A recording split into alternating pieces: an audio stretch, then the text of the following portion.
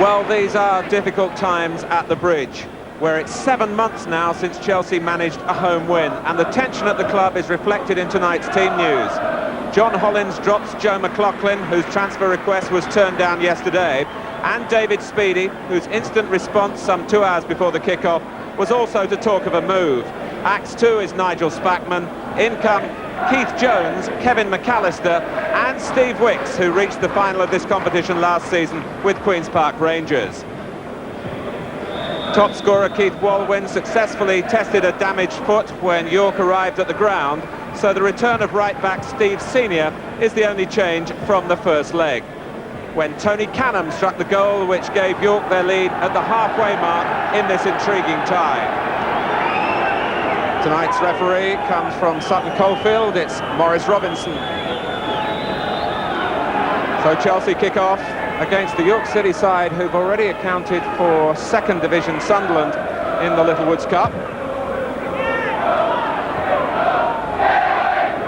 But the buzz here at Stamford Bridge still about who's not playing, with the dropping of Speedie, McLaughlin and Spackman. But John Hollins was cheered by some early news about Pat Nevin, who's been suffering from food poisoning and arrived at the ground not hopeful of playing, but felt better as the late afternoon wore on, and he is out there. Kevin McAllister, who was the last signing of the previous manager here, John Neal.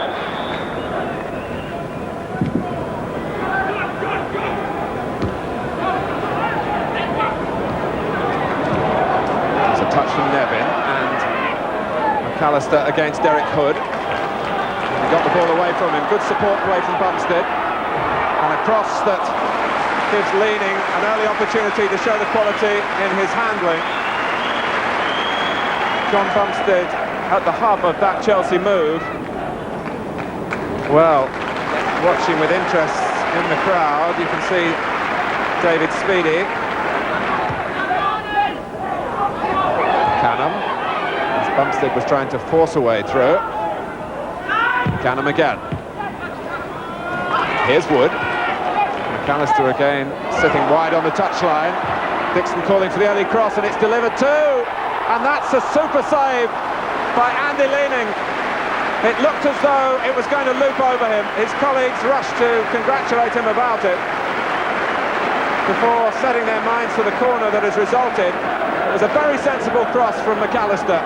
Dixon got there, and the goalkeeper had to dive backwards as well as across. Wicks miscued. McAllister, Wicks in the way, and it didn't help Chelsea.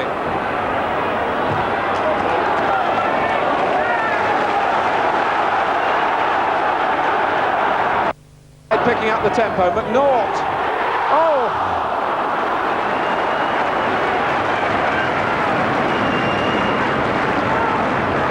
Well, Dixon suddenly getting into the limelight after a quiet start to the match. Twice in a matter of seconds, he's threatened with brave headers. You're grateful to see that one fly wide. McAllister still really looking to establish himself as a regular here at Chelsea. Nevin. The blue troops amassing in the middle. They can stay there because Chelsea have a corner. In fact, they have a free kick for the lateness of the attempted tackle on Nevin.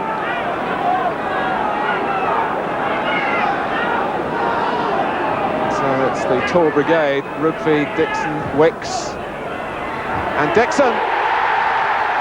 Well, I'm not sure, as he gets the congratulations, whether there was a shove on him as the ball arrived. It was a strange one, really, but it's the goal that Chelsea have been looking for. And I wonder whether, in fact, if Dixon himself actually got all of the ball. We might see better from this angle. Sbragia involved, and it's an own goal really for Ricky Sbragia if you're going to be pedantic about it.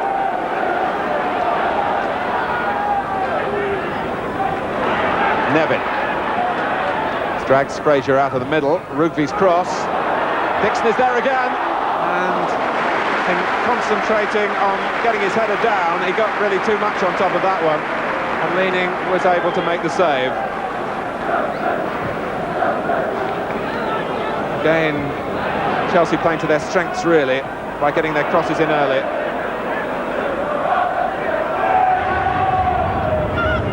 Here's Wood.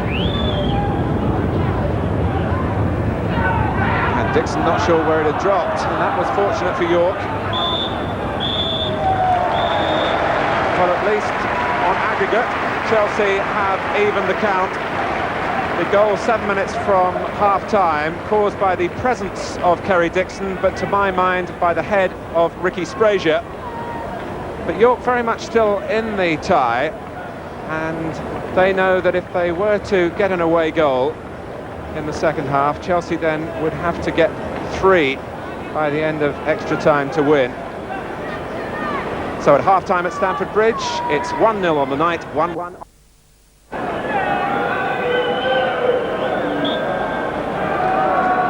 Ricky Sbragia's own goal may be the piece of luck that Chelsea need in their current predicament.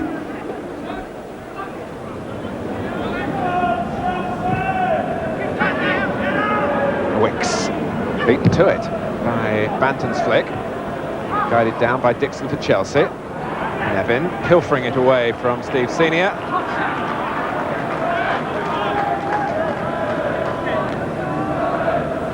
Well, I think once you've seen John McNaught once, you'll not forget him. Formidable frame in the Jan Molby style.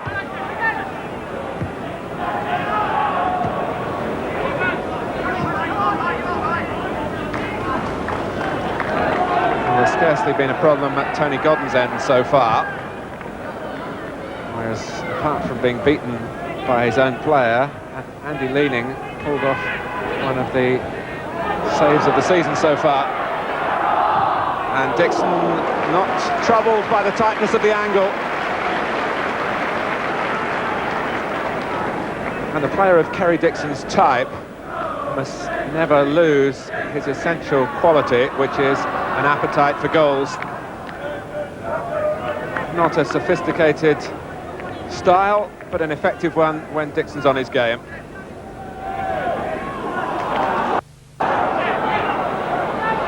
McNaught to Jones. On from Bumstead.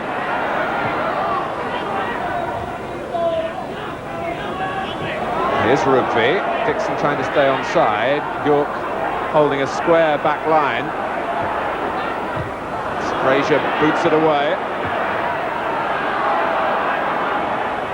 Canham was late, unfortunately made no contact on McAllister. Nevin. Dixon. Lovely goal. That certainly is Dixon's. Chelsea now in front on aggregate.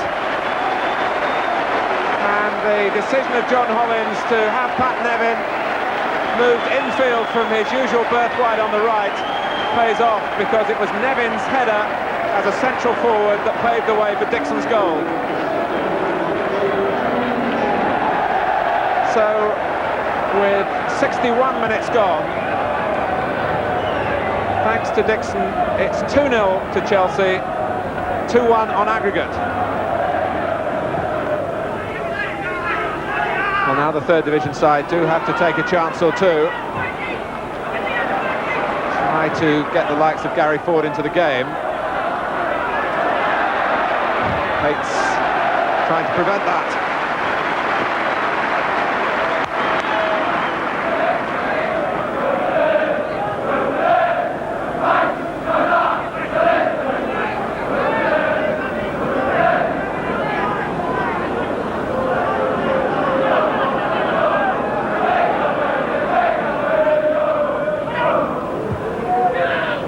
Dixon, and on the break it's McNaught, and he's got the speed and strength to get away from Hood.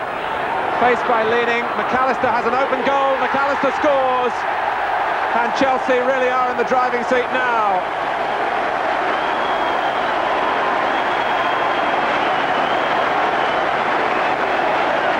York City rather overpowered then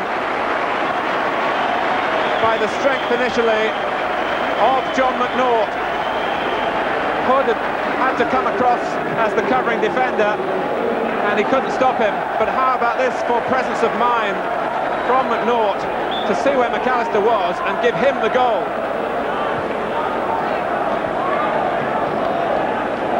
It was a vain chase for Derek Hood. Leaning did what he could to hold McNaught up. The difficulties John Hollins has had so far this season really has been to handle his play now that there is more competition for places. Well, the ones that are out there at the moment are going to make the manager's job a little bit easier for the next few days or so at least, because they've staked their claims.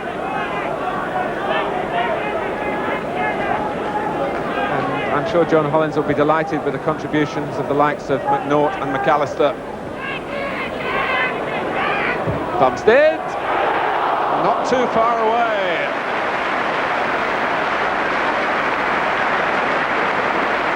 But without the security of those 3 goals in the bank, John Bumstead may have thought twice about accepting the responsibility of having a crack. But he threw caution to the wind and was nearly rewarded with a spectacular goal.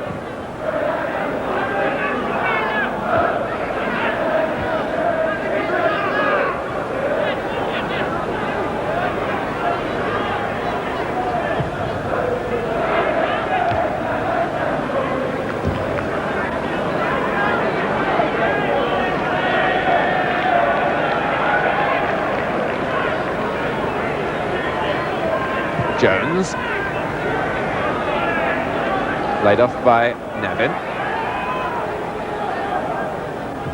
McAllister and Dixon! Oh, how did he keep it out? Andy Leaning is not the goalkeeper perhaps many of you will know, but he has made 3 marvellous saves here. Dixon doesn't know why he hasn't got another goal to his tally, but we can tell him it's the agility of Andy Leaning. He really should be called Andy Stretching.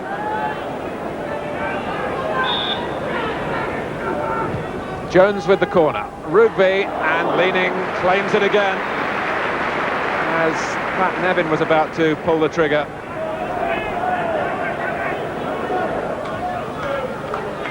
Chelsea 4 minutes away from their place in the 3rd round.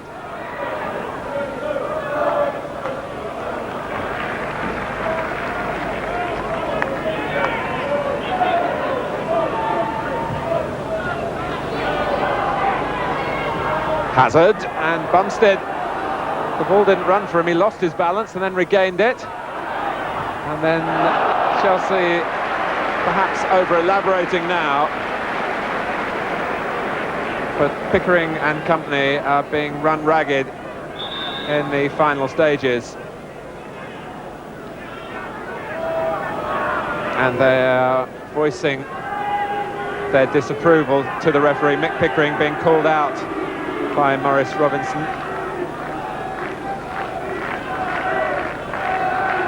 Actually, Mick Pickering is one of the most gentle characters off the field.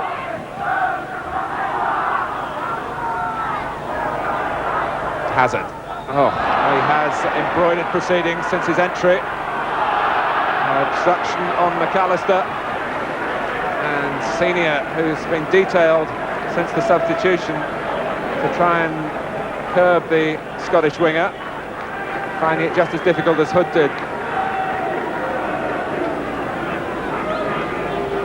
Hazard with the free kick, Rougvie with the header, and Leaning grateful that the ball came within reach.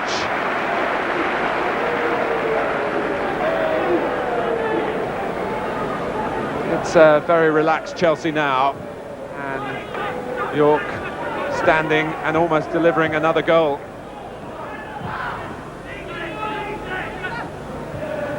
York's priorities, apart from looking towards perhaps the FA Cup for more heroics in the style of their victory a couple of seasons ago against Arsenal and their stirring contests against Liverpool, their task is to get out of the 3rd division. And there's enough quality in Dennis Smith's side to have realistic hopes of that. But they might just have provided a turning point for Chelsea. Certainly their supporters will hope that.